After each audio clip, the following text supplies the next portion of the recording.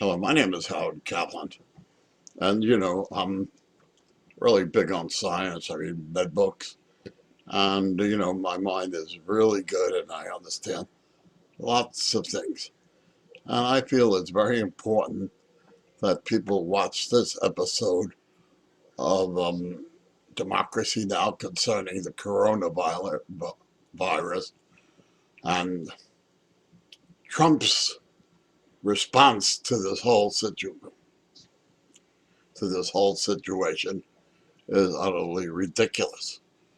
That his passion to overturn Obama's, firmly planted into the web of democracy in the United States was a department that controls and tries to stop pandemics.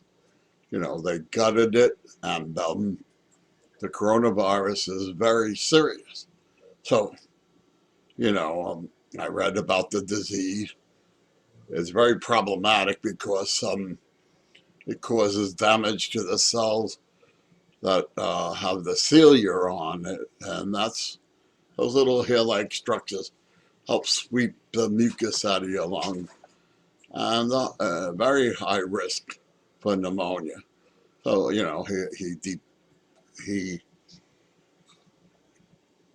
actually does downplay the effects of this disease, and if you happen to catch it and you have bad pneumonia, a lot of these small hospitals do not carry that much respiratory supportive equipment like ventilators. This is what I've been told when I've been in the hospital, and it's very scary. It's far much more than worse than a flu, and you gotta see this episode because who in the hell would vote for an administration of such incompetence, regardless of religion or anything. That it's really a shame that these people are still in office. And I am going to paste this video in Facebook and on Quora and other sites to let people know the animals that live in the White House and government. It almost makes you think that it's a conspiracy, that the way that they are handling this. And it's sad. It's utterly sad. And this is what I'm doing now. I'm very an activist. I know my science. I know my physiology. I'm very competent. I was an electronics engineer, nursing. I actually invented a lot of medical equipment. I was on the forefront of changing analog to digital, and it's very, very into physics. And physics is at the basis of everything. And if you don't understand physics, you're not going to make it too far in innovation and understanding the complexities of the human body, because it's all physics. And now I present to you the full episode of Democracy Now! February 27th of 2020. And that's all I can say. I have to inform people of what creatures live in the White House. New York, this is Democracy Now! I request all elementary, middle, and high schools and special needs schools to be temporarily closed from March 2nd until spring vacation. Japan closes schools to contain the spread of the coronavirus as the disease spreads to at least 47 countries and every continent except Antarctica. President Trump downplays concerns. Because of all we've done, the risk to the American people remains very low. We have the greatest experts in the world, really in the world, right here. We're ready to adapt, and we're ready to do whatever we have to as the disease spreads, if it spreads. As Trump spoke, it was reported a person was diagnosed with the coronavirus in California who had not traveled to any of the affected regions of the world, nor had known contact with anyone who did. It's called community spread. We'll speak with Pulitzer Prize-winning science writer Laurie Garrett, who says Trump has sabotaged America's coronavirus response. We'll also talk to science investigative journalist Sonia Shah about the connection between coronavirus and climate change. Her book, Pandemic: Tracking Contagion from Cholera to Ebola and Beyond.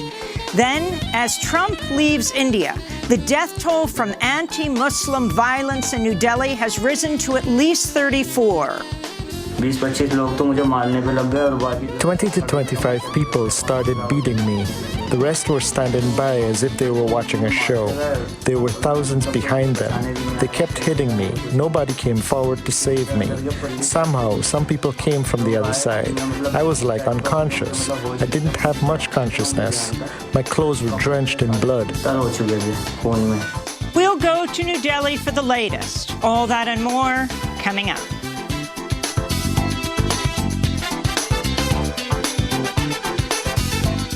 Welcome to Democracy Now!, democracynow.org, The War and Peace Report. I'm Amy Goodman.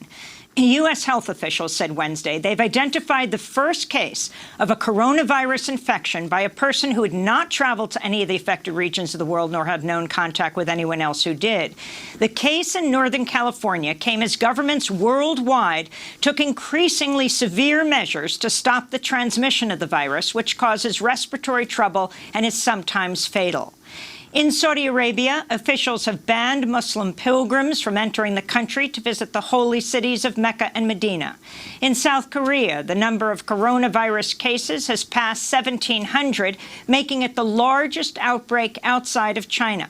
The U.S. and South Korea Wednesday called off joint military exercises indefinitely. Meanwhile, Japan says the 2020 Summer Olympics are still scheduled to take place in the capital, Tokyo. In the U.S., President Trump has sought repeatedly to dismiss the threat of the virus, tweeting on Wednesday morning, quote, "Low ratings, fake news, MSDNC, Comcast, and CNN are doing everything possible to make the coronavirus look as bad as possible, including panicking markets, if possible. Likewise, their incompetent, do-nothing Democrat comrades are all talk, no action. USA in great shape!" Exclamation point. President Trump tweeted, misspelling the word coronavirus. Trump's comments prompted alarm among Congress members, both Democrat and Republican. This is Democratic Congressmember Joe Kennedy of Massachusetts questioning Health and Human Services Secretary Alex Azar on Wednesday. Mr. Secretary, I don't want to panic over this either. The stock market's crashing. He's trying to stop a stock market. He's not trying. He's outright contradicting everything that you all have just said. Outright contradiction. I think he's expressing confidence in with no medical basis for it. That's what you've just explained to us. Come on, sir. He's expressing that the American people need to take a breath here, that there's no change to anyone's daily life from this, that the country has a plan. We have pandemic plans. Late on Wednesday, President Trump held a news conference at the White House saying he's tapped Vice President Mike Pence to coordinate federal response to the coronavirus. Pence is not a public health expert, and as governor of Indiana, slashed public health spending and is widely blamed for an outbreak of HIV in his home state. Meanwhile, the Centers for Disease Control and Prevention in Atlanta is warning the true number of U.S. coronavirus cases might be higher than reported because test kits sent out nationwide earlier this month included a faulty component. After headlines, we'll spend the rest of the hour discussing the growing threat of the coronavirus. In Milwaukee, Wisconsin, a gunman opened fire inside a sprawling Molson Coors brewery Wednesday, killing 5 people before taking his own life. The shooter was identified as a 51-year-old man who worked at the factory complex. Police have not yet identified a motive in the killing. In immigration news, a new report by Physicians for Human Rights finds the Trump administration's separation of families at the U.S.-Mexico border is tantamount to torture. The report studied 17 adults and 9 children separated for about 2 months under Trump's so-called zero-tolerance policy, finding people experience shock, terror, and grief, constituting cruel, unusual, and degrading treatment. The report warns of long-lasting effects of family separations, with people put at higher risk of anxiety, depression, psychosis, and addiction, along with higher rates of chronic medical conditions like cardiovascular disease and premature death. In Arizona, federal prosecutors Wednesday dropped a misdemeanor charge against humanitarian aid volunteer Scott Warren 1 day before he was to be sentenced for driving on protected lands to drop water, food, and other aid to migrants crossing the Sonoran Desert. The single misdemeanor count was the last charge faced by Scott Warren, who at one point faced up to 20 years in federal prison for felony charges of harboring migrants after he provided food, water, and shelter to a pair of men who barely survived their journey into the U.S.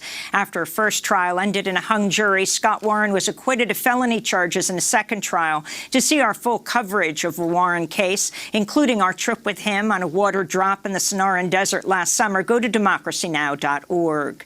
The House of Representatives voted 410 to 4 Thursday to make lynching a federal hate crime. The Emmett Till Anti-Lynching Act was named for the 14-year-old African-American boy whose killing 65 years ago remains one of the most horrific examples of racial terror in the Jim Crow South. If signed into law by President Trump, the bill will finally end what proponents say have been 200 failed attempts to pass similar legislation. This is California Democrat, African-American Congresswoman Karen Bass, who co-sponsored the anti-lynching bill. A 1930 editorial in Raleigh News and Observer noted the elation of the audience witnessing a lynching as follows. Girls giggled as the flies fed on the blood that dripped from the Negro's nose. Lynchings were brutal, violent, and savage public spectacles. As I said, they were advertised in newspapers and postcards were sold. Souvenirs were made from victims' remains. Federal officials said Wednesday they've arrested 5 members of a far-right white nationalist group who are conspiring to threaten and intimidate journalists and activists around the United States. U.S. prosecutors say members of the neo-Nazi group Atomwaffen threatened Black and Jewish journalists in Arizona and the Seattle area, while others harassed and threatened an unnamed reporter from ProPublica. The reporter is likely journalist A.C. Thompson, who's written extensively about Atomwaffen and one of its leaders, John Cameron Denton, who was among those arrested on Wednesday. In media news, ABC has suspended veteran correspondent David Wright after a far-right activist published secretly recorded video in which Wright complains about President Trump and corporate control of the mass media. In the 7-minute, highly edited video posted online by the group Project Veritas, Wright is overheard calling himself a socialist who favors national health insurance and stating there are too many billionaires and too big a wealth gap. Wright goes on to say the, quote, commercial imperative is incompatible with news and blasts ABC's parent company, Disney, for cross-promoting its entertainment brands on shows like Good Morning America. Project Veritas is a right-wing group that often sets up sting operations targeting Planned Parenthood, journalists, and activists by recording covert videos and releasing deceptively edited footage. The group's founder, James O'Keefe, was convicted on a misdemeanor charge after he attempted to wiretap the phones of then U.S. Senator Mary Landrieu in 2010.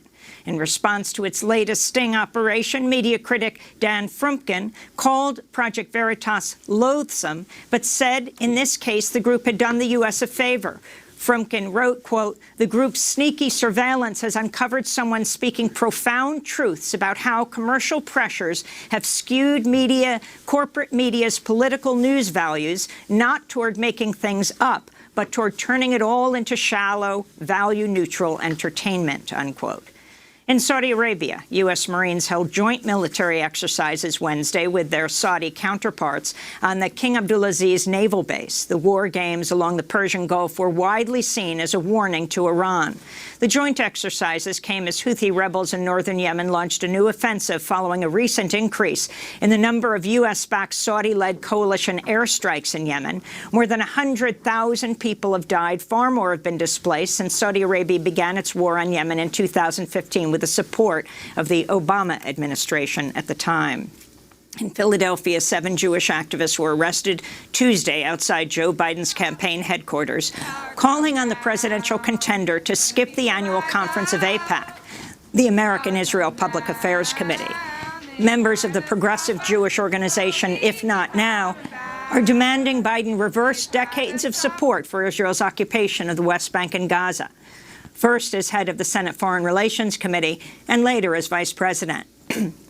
The protests came as the presidential campaigns of Amy Klobuchar and Pete Buttigieg said they would not attend this year's AIPAC conference following similar moves by Senators Elizabeth Warren and Bernie Sanders.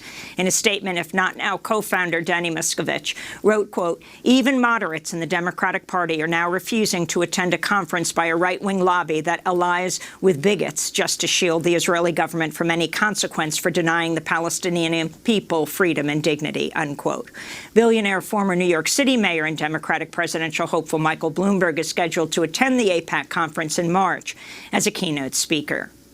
In Puerto Rico, a transgender activist was shot and killed early Monday morning, just hours after someone called police to complain that she'd used a public restroom at a McDonald's. Disturbing video posted to social media appears to show the final moment of Nulisa Luciano Ruiz's life, as her attackers followed her in a car before opening fire with at least 10 gunshots. Local police say they suspect 4 teenagers were involved in the murder. Ruiz was at least the second trans or gender nonconforming person murdered in the U.S. in 2020. In climate news, the Trump administration's abruptly halted a project to protect the New York City region from flooding due to rising seas and extreme weather, just weeks after President Trump mocked plans to build a seawall to protect the city as costly, foolish, and environmentally unfriendly. The move ends a $19 million project by the Army Corps of Engineers to research what steps would best protect residents of coastal New York and New Jersey, along with low-lying areas of New York Harbor. And on Capitol Hill, New York Congressmember Alexandria Ocasio-Cortez read the entirety of the Green New Deal into the congressional record Wednesday, 1 year after she first introduced the historic legislation. I realize that many of my colleagues have never even read the resolution that they're speaking on. They haven't opened a single word of it. And it's actually only about, I have it right in front of me, just 14 pages long.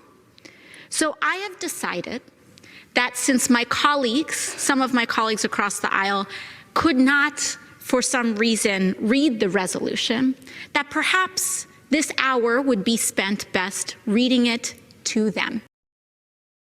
The New Deal seeks to bring the U.S. to net zero greenhouse gas emissions in 10 years while investing in public transit and federal jobs, fully transitioning the U.S. electricity grid off fossil fuels, and codifying Indigenous peoples' rights to prior consent and approval for decisions that affect them. And those are some of the headlines. This is Democracy Now!, democracynow.org, The War and Peace Report. I'm Amy Goodman. The coronavirus disease that was first diagnosed in China's Hubei province has now spread to at least 47 countries and every continent except Antarctica. The World Health Organization has declared the outbreak an international health emergency. Nearly 3,000 people have died so far. More than 81,000 have now been infected with the virus that causes the respiratory disease COVID-19. To contain the spread of the coronavirus in Japan, where the number of cases has reached 200, today the Prime Minister Shinzo Abe called for schools to close. I request all elementary, middle, and high schools and special needs schools to be temporarily closed from March 2nd until spring vacation. Meanwhile, Japan says the 2020 Summer Olympics are still scheduled to take place in the capital, Tokyo. In South Korea, the number of coronavirus cases has passed 1,700, making it the largest outbreak outside of China. At least one U.S. soldier stationed at a base in the area has tested positive for the virus, and the U.S. and South Korea have called off joint military exercises. This comes as the government of Iran says at least 245 people have been infected and 26 have died, but experts say the toll is likely much higher. Meanwhile, officials in Kuwait reported 43 new cases, and Saudi Arabia has taken the unprecedented step of barring Muslim pilgrims from entering the country to visit the holy cities of Mecca and Medina. Here in the United States, President Trump downplayed the threat from coronavirus and announced Vice President Mike Pence would be his point person to coordinate government efforts to prevent a widespread outbreak. Because of all we've done, the risk to the American people remains very low. And we have the greatest experts in the world, really in the world, right here. We're ready to adapt, and we're ready to do whatever we have to as the disease spreads, if it spreads. As Trump spoke at his White House news conference, a new milestone in the coronavirus outbreak was reported in a possible example of community spread. A person was diagnosed with the virus in Northern California who'd not traveled to any of the affected regions of the world, nor had known contact with anyone else who did. Officials say they don't know how the person was exposed and have begun tracing the person's contacts in order to determine how they got sick. On Wednesday morning, Trump tweeted, quote, "Low ratings, fake news, MSDNC, Comcast, and CNN are doing everything possible to make the coronavirus look as bad as possible, including panicking markets, if possible. Likewise, their incompetent do-nothing Democrat comrades are all talk, no action, USA in great shape," President Trump tweeted, misspelling the word coronavirus. This is Democratic Congress member Joe Kennedy of Massachusetts questioning Health and Human Services Secretary Alex Azar Wednesday. Mr. Secretary, I don't want to panic over this either. The stock market's crashing. He's trying to stop a stock market. He's not trying. He's outright contradicting everything that you all have just said. Outright contradiction. I think he's expressing confidence in with no medical basis for it. That's what you've just explained to us. Come on, sir. He's expressing that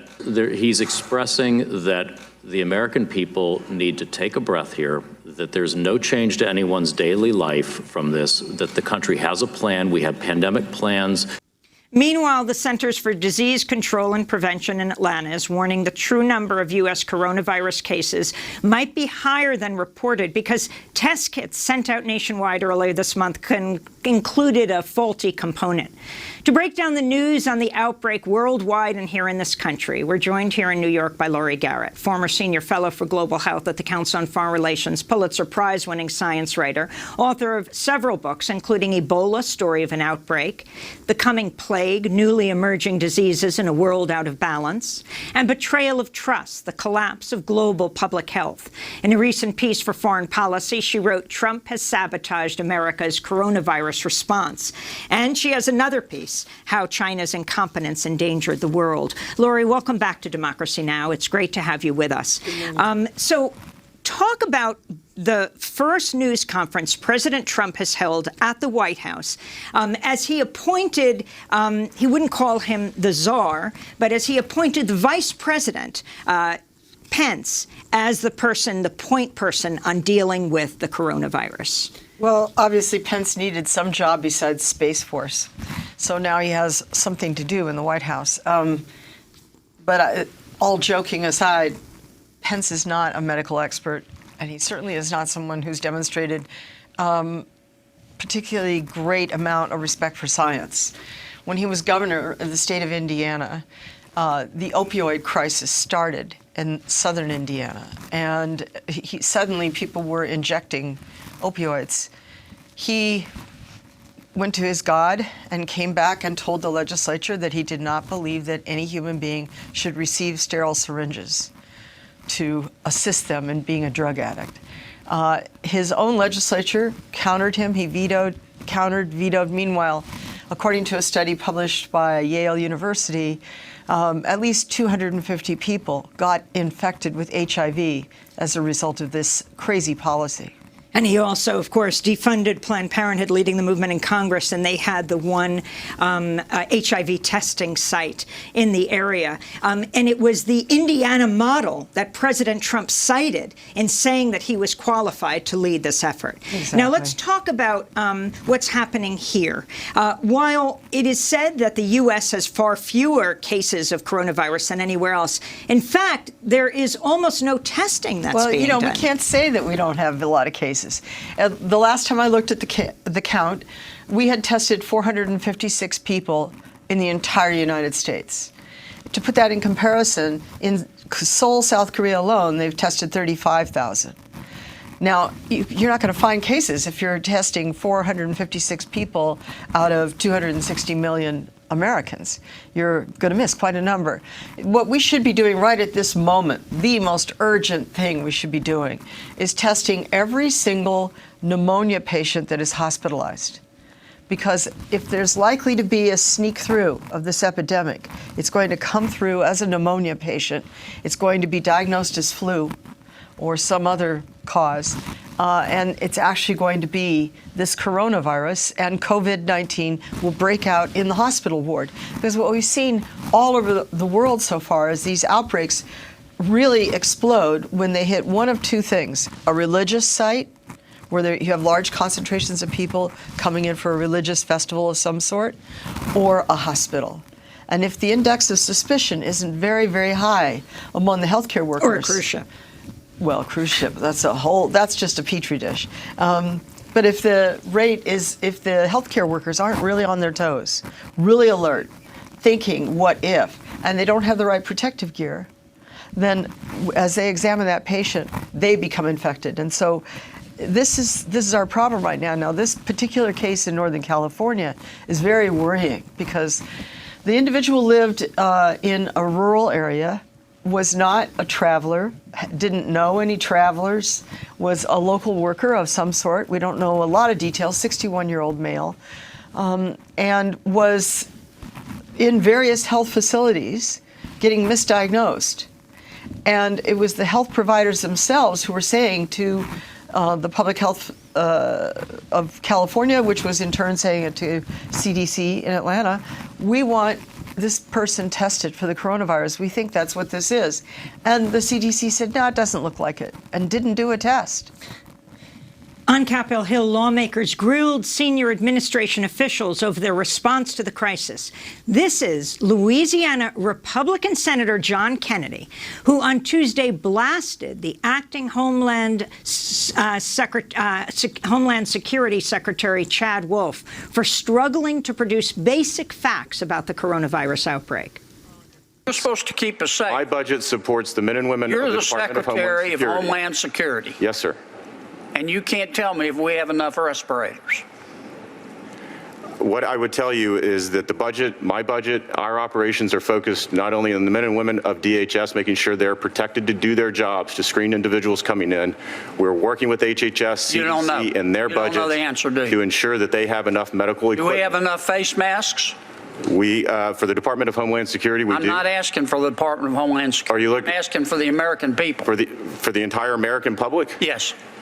No, I would say probably not. Okay, how short are we? I don't have that number offhand, Senator. I will get that for you. Okay, but I want to be sure I understand. Somebody, yes, sir, is doing modeling. Yes, sir, on how many cases we're anticipating. You're yes, sir. Just not aware of them. You're asking me a number of medical questions that I'm asking CDC you questions and because you're HHS Secretary of are the focusing Department on of Homeland Security, and you're supposed to keep us safe. Yes, sir. And you need to know the answers to these questions. And how far away are we from getting a vaccine? In several months. Well, that's not what we just heard testimony about. Okay. Who's on first here? So that was the Republican Louisiana Senator, John Kennedy, questioning the head of Homeland Security, Chad Wolf. Lori Garrett. Pretty abysmal situation. Where we are right now is that everybody is recognizing, oops, it was a big mistake by the Trump administration to obliterate the entire infrastructure of pandemic response that the Obama administration had created. Why did he do it? Well, it certainly wasn't about the money, because it wasn't heavily funded program. It was certainly because it was Obama's program. And explain, you're talking about the unit within the Centers for Disease Control. No, we're talking about something much vaster than that. It was a special division inside the National Security Council, a special division inside of the Department of Homeland Security that Bozo was talking from, and collaborating centers in HHS headquarters in Washington, the Office of Global Health Affairs, and the Commerce Department, Treasury Department. But what Obama understood dealing with Ebola in 2014 is that any American response had to be an all-of-government response, that there were so many agencies overlapping, and they all had a little piece of the puzzle in the case of a pandemic. Just do this mental exercise with me, Amy. If we get to the situation where we're anything like what's going on in China right now, then our Department of Commerce, our Department of Transportation, and our Department of USDA would have to collaborate to get food deliveries all over America so that parts of America don't starve. And you could see in China convoys, hundreds of 18-wheeler vehicles completely full of food coming into Wuhan every single day. Do we have the capacity to coordinate that? What the Obama administration realized was that you can't corral multiple agencies and things from private sector as well as public sector to come to the aid of America unless you have some one person in charge who's really the manager of it all. And that in his case, it was Ron Klain, who had worked under Vice President Biden. And he was designated with an office inside the White House to give orders and coordinate all these various things. Well, that was all eliminated. It's gone. And now they're hastily trying to recreate something. And last night, there were many names tossed around about who he was going to appoint as head of the response. He had previously gone on the record, President Trump, saying, I have great faith in Secretary Azar, and my HHS secretary will be in charge. And we're told from multiple sources that right up until they got on stage for that press briefing, Azar thought he was in charge. And then the president says, and here's my good friend Mike Pence, and he's taking charge. Well, there are reports that Trump was very angry that Azar had even raised the concerns he did publicly because Trump was majorly concerned about the markets, and that he had brought people in to the United States from the cruise ship. Right. They were Americans, and they were, as you were saying, sitting in a petri dish. That cruise ship of thousands, hundreds of people got infected, even when they were in lockdown. We're approaching 1,000. It may very well end up that half of the crew and passengers will be infected before that story finishes playing out. I want to turn to President Trump addressing reporters Wednesday night at the White House press briefing room. One of the reporters questioned Trump on his comments about how former President Obama handled the Ebola outbreak in 2014. I want to talk to you about 2014. During the Ebola crisis, you said you wanted a quote-unquote full travel ban. You said Obama was a quote-unquote stubborn dope, not for doing it. You said, just stop the flights, dummies. You also said it was a quote-unquote total joke to appoint someone to lead the Ebola response with, quote, zero experience in the medical field. Now you've appointed They listened to a lot of what I had to say. I did. So how does that square with what you're doing now? They listened to a lot, well, because this is a much different problem than Ebola. Ebola, you disintegrated, especially at the beginning. They've made a lot of progress now in Ebola. But with Ebola, we were talking about it before. You disintegrated. You got Ebola. That was it. This one is different, much different. This is a flu. This is like a flu. And this is a much different situation than Ebola. But and we're working on Ebola right now, by the way. We're working on certain areas of the Congo. The Congo has Ebola, and caused largely by the fact that they have war and people can't get there. We can now treat Ebola. At that time, it was infectious, and you couldn't treat it. Nobody knew anything about it. Nobody had ever heard of anything like this. So it's a much different situation. So that was President Trump. Lori Garrett, you wrote a book about Ebola. You wrote Ebola, the story of an outbreak. But also now they're trying to take money from the Ebola budget, dealing with Ebola, not to mention slash the CDC budget. His latest budget that went to Congress was cutting health services in this country. Yeah. Well, you know, we've gotten used to Trump being a pile of contradictions and misstatements. But in the case of an epidemic, this is incredibly dangerous. I think part of what Donald Trump's been doing is he's been playing to Rush Limbaugh and the far right, because they have started a narrative that says well, they have two narratives. One is there isn't any epidemic. This is all fake news, exaggerating everything to undermine Trump's bid for re-election. There's a lot of that going on. Rush Limbaugh is leading that charge. Another narrative out there coming from the right is this was all made in a laboratory in China, and this is an evil bioterrorism something or other, and our president has to show strength at this time. Both are lies, and both people who play around a lot on social media, regardless of their political stance, are absorbing them because they don't understand where it's coming from. I wanted to go to a CNN reporter, Marshall Cohen, tweeting, quote, Rush Limbaugh and right-wing fringe sites are attacking Dr. Nancy Messonnier, a top CDC official handling the coronavirus response, because she is Rod Rosenstein's sister. They're spreading the lie that she's part of the deep state and trying to tank the markets to weaken Trump, unquote. This is a clip of Dr. Messonnier discussing the coronavirus crisis. Some community-level interventions that may be most effective in reducing the spread of a new virus, like school closures, are also the most likely to be associated with unwanted consequences and further disruptions. Secondary consequences of some of these measures might include missed work and loss of income.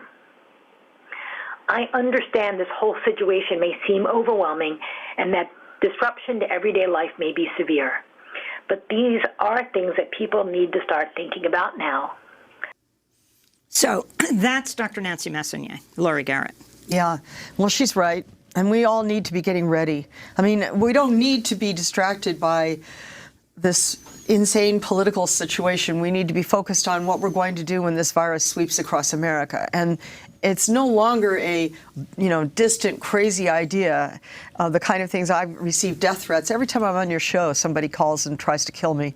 And every time I'm on your show, I get loonies telling me they know of a secret cure. It's this stuff you rub off a tree, or it's this thing you put under your pillow, or whatever.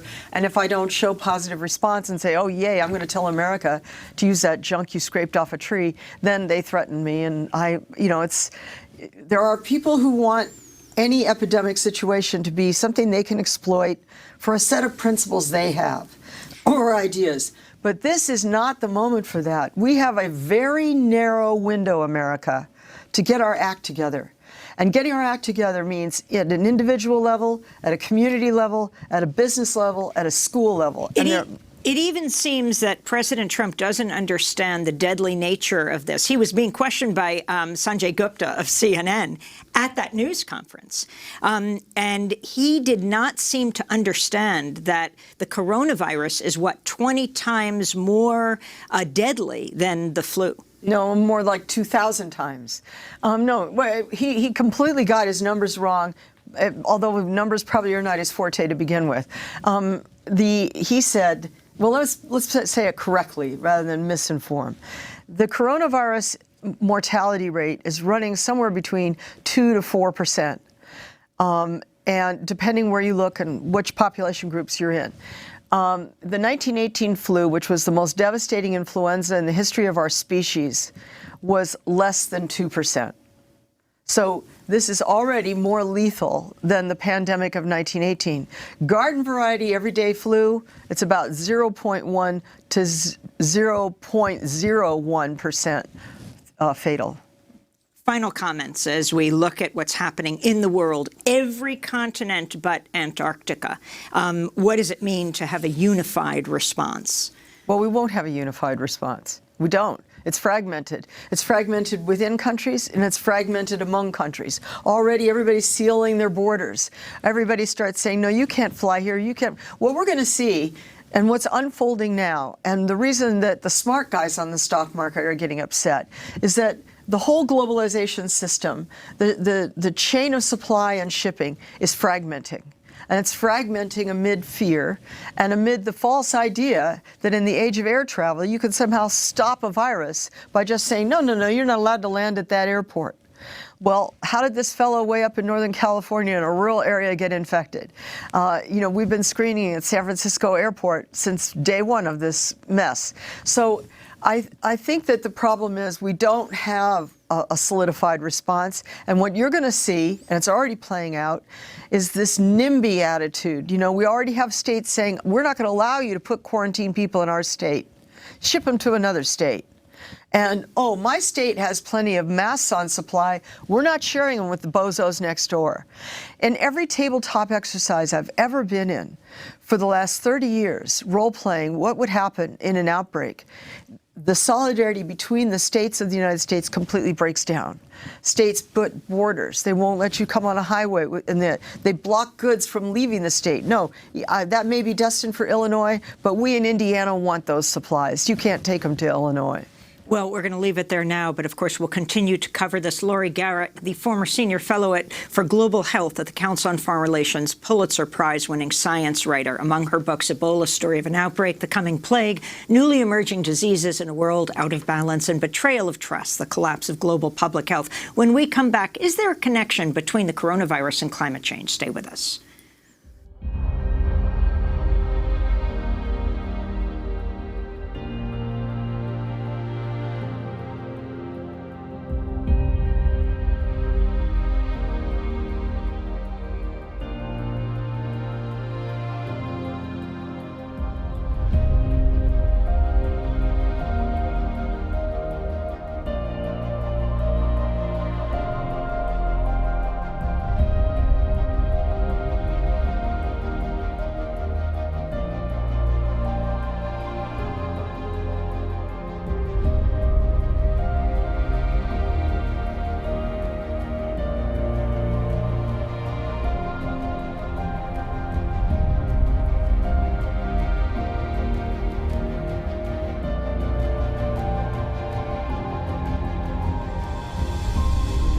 Wars of Faith by Audio Machine. This is Democracy Now! I'm Amy Goodman. As we continue to look at the spread of the coronavirus, with cases now diagnosed in at least 47 countries and on every continent save Antarctica. Nearly 3,000 people have died so far. The World Health Organization has declared the outbreak an international health emergency. For more, we're joined from Cleveland, Ohio by Sonia Shah, science investigative journalist and the author of Pandemic, Tracking Contagion from Cholera to Ebola and Beyond. Her new book is titled The Next Great Migration, The Beauty and Terror of Life on the Move. Her latest article, published in The Nation, Think Exotic Animals Are to Blame for the Coronavirus? Think Again. Explain, Sonia Shah, and thanks so much for joining us. Thanks for having me. What I was trying to get at in that article was this fact that over the past 50 years, we've had over 300 new pathogens either kind of newly emerge that never have been seen before or come into new places where they've never been before. This novel coronavirus is just one of a whole spate of other pathogens we've seen. Ebola in West Africa, where it had never been seen before. Zika in the Americas, where it had never been seen before. New kinds of tick-borne diseases, new kinds of mosquito-borne diseases, new kinds of highly drug-resistant bacterial pathogens. And we know that about 60% of these new pathogens originate in the bodies of animals. About 70% of those are in wild animals. But it's not because wild animals are particularly infested. It's because of the way humans and wildlife are coming into novel, intimate contact, and that is because of human activities. So talk about this connection between climate crisis and the coronavirus. We're not hearing very much about this. Well, we know in a general sense that the climate crisis is resulting in tens of thousands of wild species moving into new places.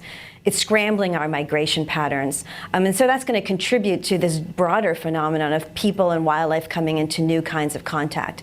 We can see with, for example, deforestation, that when you cut down the trees where bats roost, for example, they don't just go away. They come and roost in your back gardens and your farms and your yards instead. And that allows people and bats to come into new kinds of contact. And the microbes that live in their bodies, which don't cause them any kind of disease, can spill over into human bodies, and that's how we turn animal microbes into these epidemic and pandemic causing pathogens.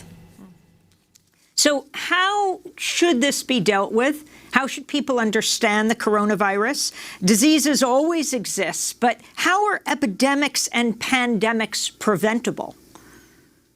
I mean, infectious disease is always going to exist. We live on a microbial planet, so that's part of the human condition. We're not going to get rid of all of the microbes, nor would we ever want to. But pandemics are something that we can do a lot to prevent. There's a lot we can do to protect wildlife habitat, for example, so that the microbes in animals' bodies stay in their bodies and don't cross over into our bodies. We can do a lot to do active surveillance, to actually look for microbes that might be turning into human pathogens and try to contain them before they start to cause epidemics. And that is scientific work that has been really successful the past 10 years. So if we have the political will to continue funding that kind of research, there's a lot that we can do to kind of reduce the risk of pandemics. This is Congressmember Jan Schakowsky questioning Health and Human Services Secretary Alex Azar Wednesday about whether the coronavirus will be affordable to all. You're saying it will for sure be affordable for anyone who needs it. I'm saying we would want to ensure that we work to make it affordable, but we can't control that price because we need the private sector to invest. The priority is to get vaccines and therapeutics. Price controls won't get us there. Schakowsky tweeted following the hearing she gave Azar 3 chances to assure us that any coronavirus vaccines or treatments developed with U.S. taxpayer dollars will be affordable and accessible to everyone, and he flat out refused to do so. Sonia Shah. I mean, it's just reprehensible. I think there's a well understood principle in the global health community that these are commodities that we need to make public. So, you know, this is like a real failure of leadership, and it's a travesty.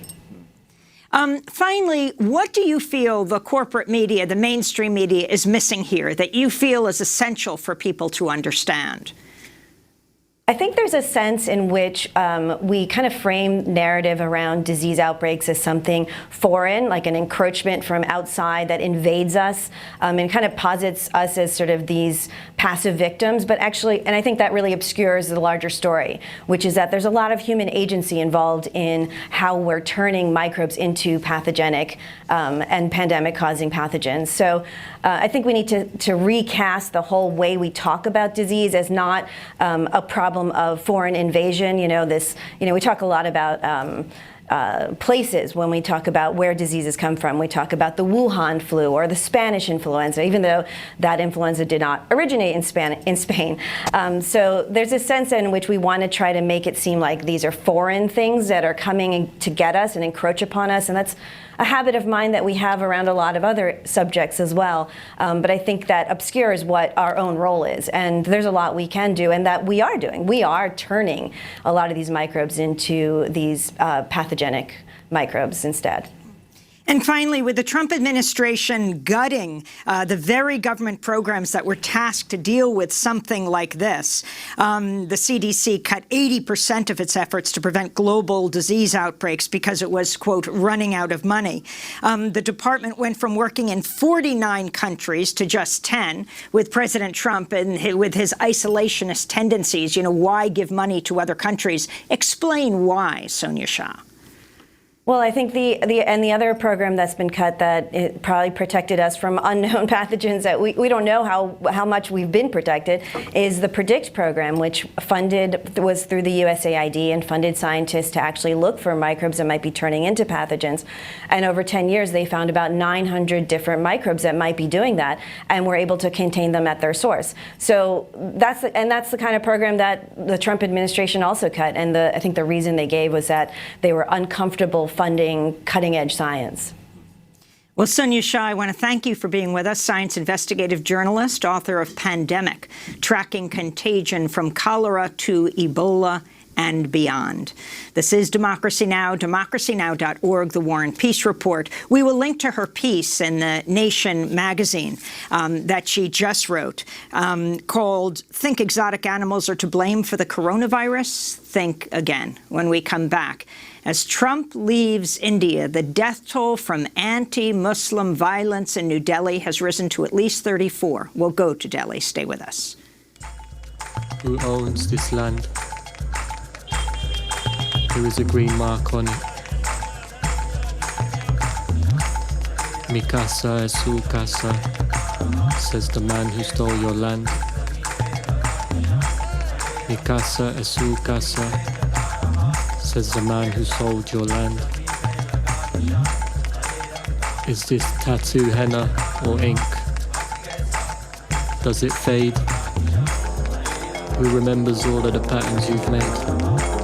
Birthright by Sarathi Korwar. This is Democracy Now! I'm Amy Goodman as we go now to India, where the death toll from anti-Muslim violence in Delhi has risen to at least 34, with police accused of standing by as Hindu nationalist mobs assault Muslims. The violence began Sunday when groups of Hindus attacked peaceful sit-ins of Muslims protesting against Hindu nationalist Prime Minister Narendra Modi's new citizenship law, which widely restricts Muslim immigration to India.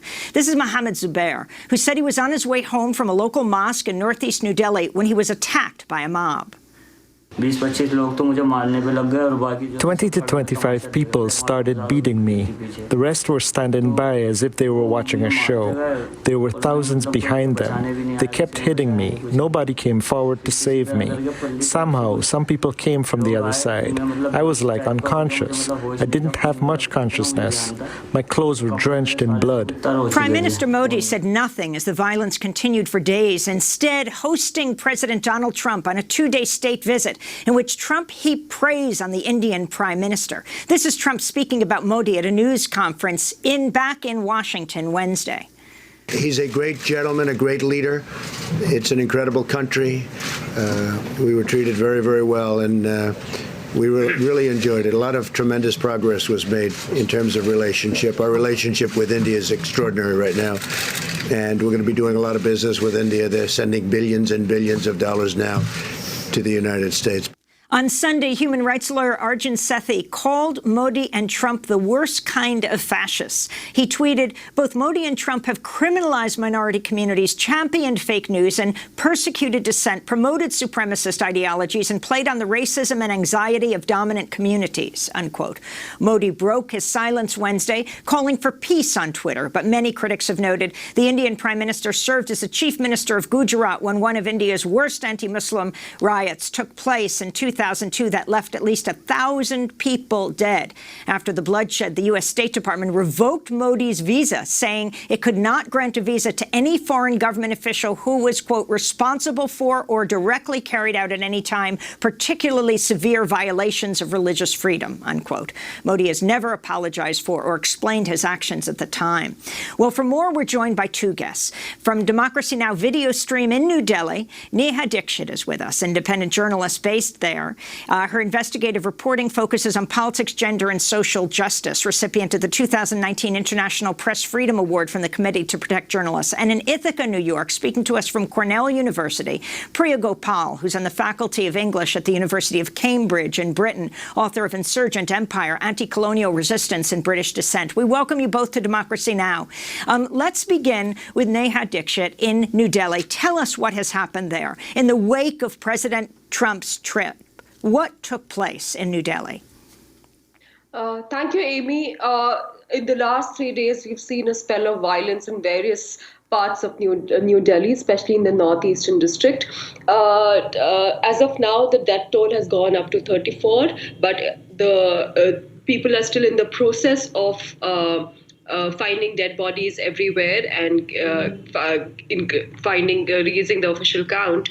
What happened on Sunday was that since December 2019, several people across the national capital have been protesting against the Citizenship Amendment Act that was passed. A lot of these protests have been led by Muslim women and with the participation of various other communities against this law that excludes Muslims.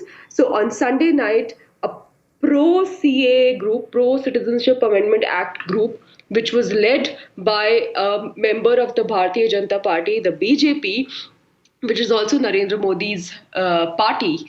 They came there. This BJP member called Kapil Mishra, who is also a former MLA of the area, member of Legislative Assembly in Delhi, he incited violence. There's evidence of that, saying that the protesters should move and go back.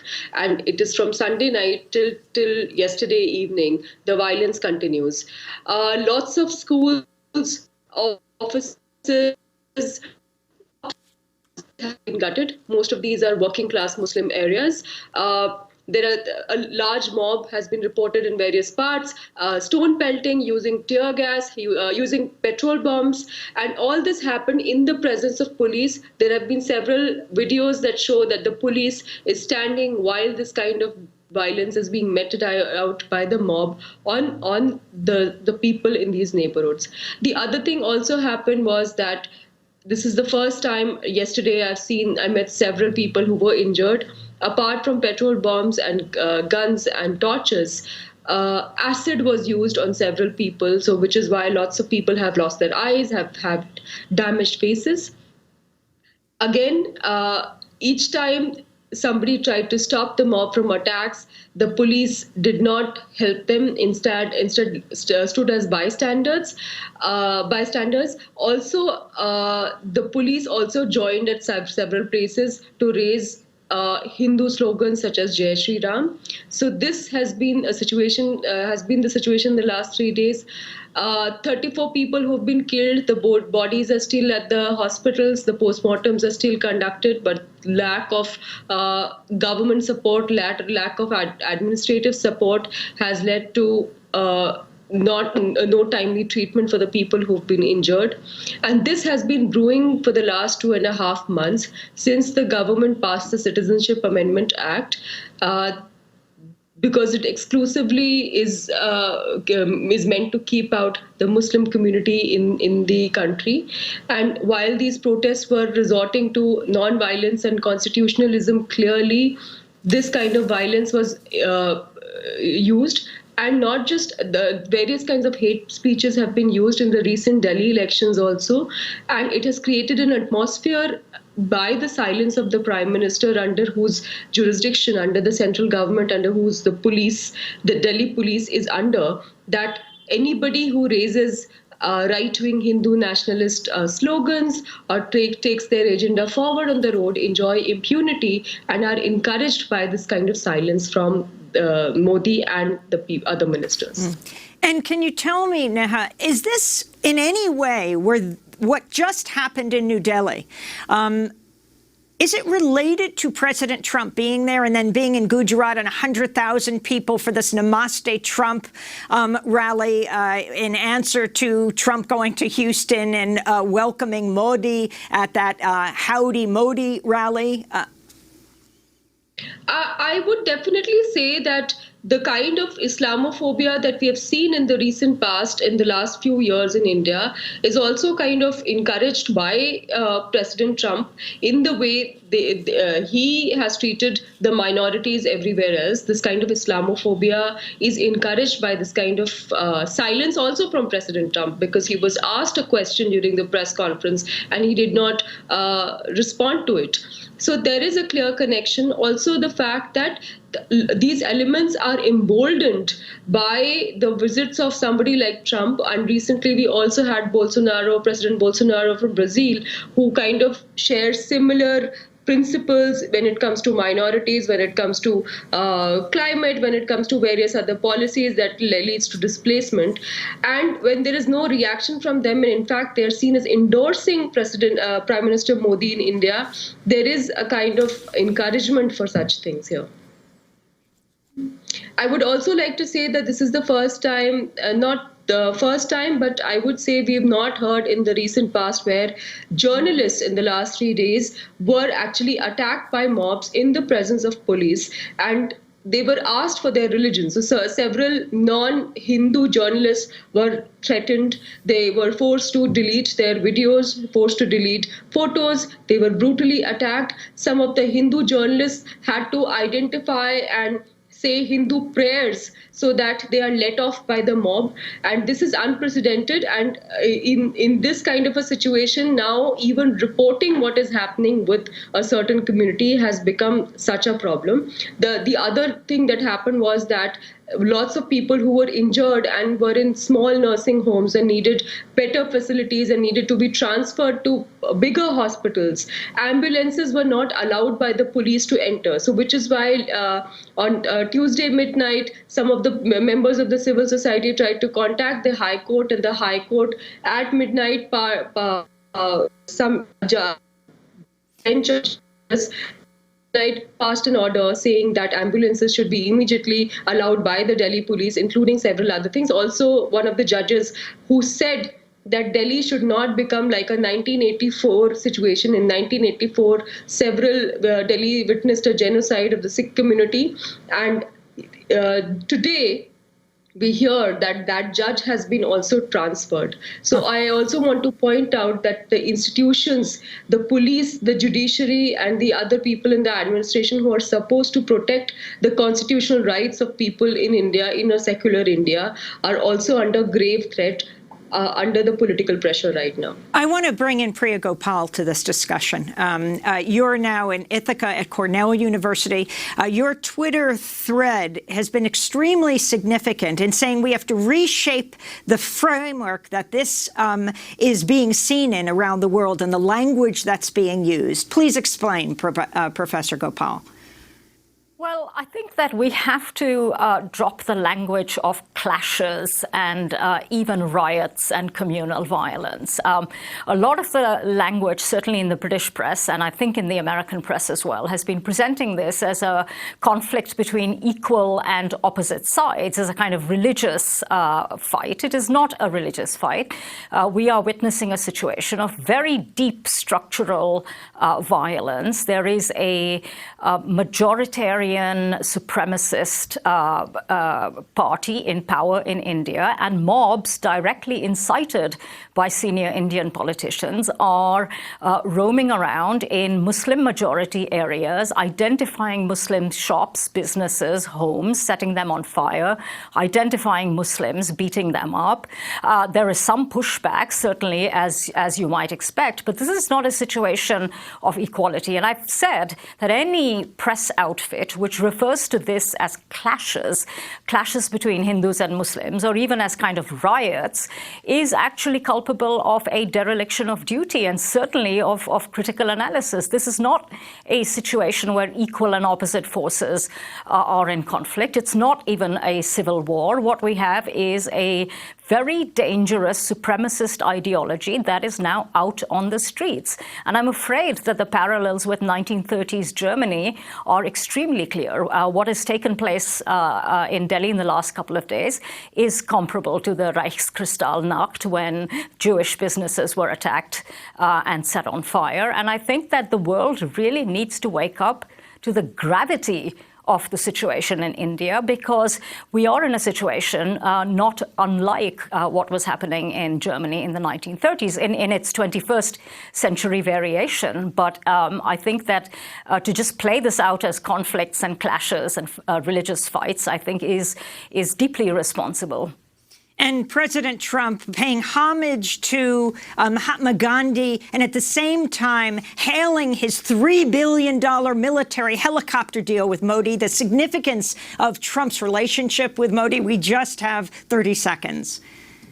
Well, I'm afraid that, Modi has to be set in the context of the global rise of ethno-nationalism. Trump is a kind of apprentice to Modi rather than the other way around.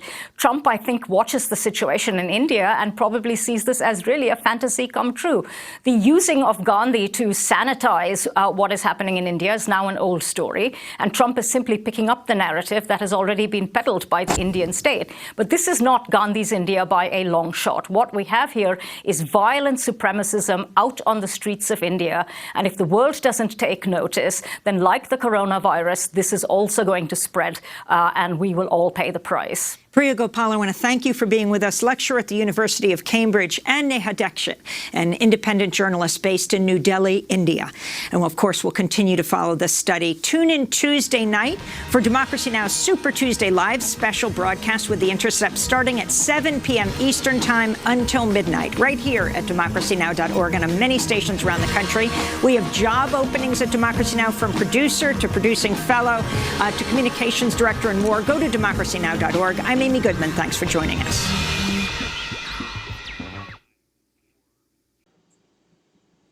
So now that the episode is completed, you can actually see that the incompetence of the American government under the Republican Trump and Pence administration. It's utterly ridiculous that people like this can run such a great country and use ignorant religious people who deny science and feel that IV drug users deserve to get AIDS by not giving them free needles. That's a Pence idea, you know, and Pence is put in charge of the coronavirus, which he is a science denier and has no idea how viruses transmit or any physiology to know the damage that the coronavirus does. It can permanently, if you survive, damage your lungs for the rest of your life. This is not an ordinary flu. It doesn't even come close to it. And you got schmucks like Trump downplaying it and not really going after how this thing is being spread so quickly. It's really very bad that we have such incompetence in the White House. You know, when Obama was in office, he was a lawyer, he went to college, he could ask experts pertinent questions, get pertinent answers, and make accurate decisions. Trump knows nothing. He's a playboy. He just says it's a playboy as G.W. Bush. And, you know, this is not presidential material. You know, people who voted him didn't really know him. But New York City knows him and would never vote for Trump, or never did, because we knew what a creature he was. So I implore you to vote Democratic. You don't even understand also that the Green New Deal would cause a wealth distribution, and every worker in the United States will get better jobs and be trained for a more technical society, which would extend our future. But obviously, this coronavirus is their solution to depopulate the world as a solution to climate change. And that's really insane. And I'm not terribly religious, but I would say God bless and good luck to all of you. Bye-bye.